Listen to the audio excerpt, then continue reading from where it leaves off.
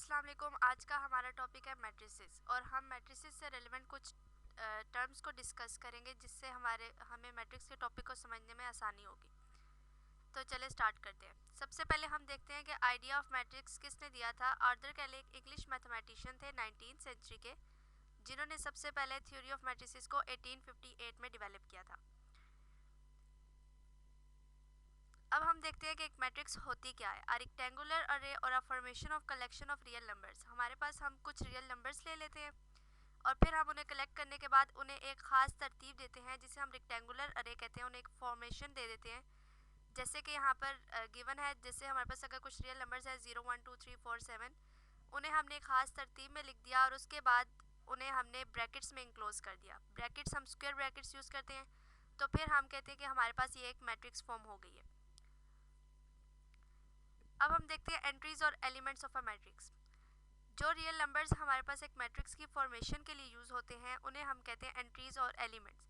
Matrix को form करने के लिए हम हमेशा रियल नंबर्स ही यूज़ करते हैं और हर रियल नंबर को हम उस मैट्रिक्स का एंट्री या एलिमेंट कहते हैं। मैट्रिक्स एक सिंगुलर वर्ड है और इसका प्लूरल है मैट्रिसेस।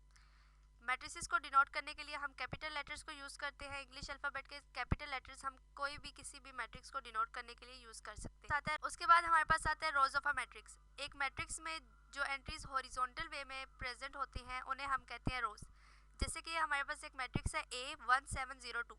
1 और 7 पहली रो है जो कि पहली उन एंट्रीज को रिप्रेजेंट कर रही है जो कि एक हॉरिजॉन्टल लाइन में एक हॉरिजॉन्टल वे में रिप्रेजेंटेड है। उन्हें हमने रो 1 कह दिया और जो 0 और 2 सेकेंड जो हमारे पास लाइन बन रही थी हॉरिजॉन्टली उन्हें हमने रो 2 कह लिया।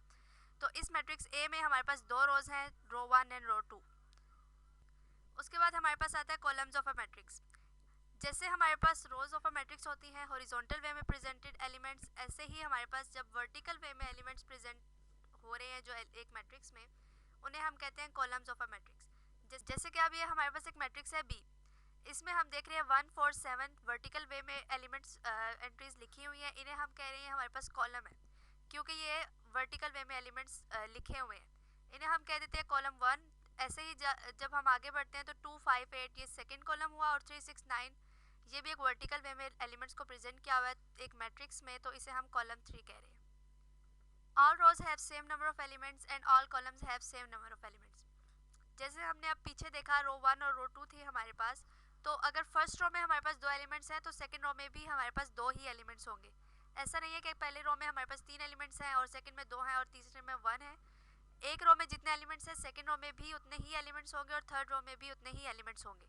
ऐसे ही कॉलम्स के लिए भी है कि एक कॉलम में अगर 3 एलिमेंट्स हैं तो सेकंड कॉलम में भी 3 एलिमेंट्स होने चाहिए और थर्ड कॉलम में भी होने चाहिए।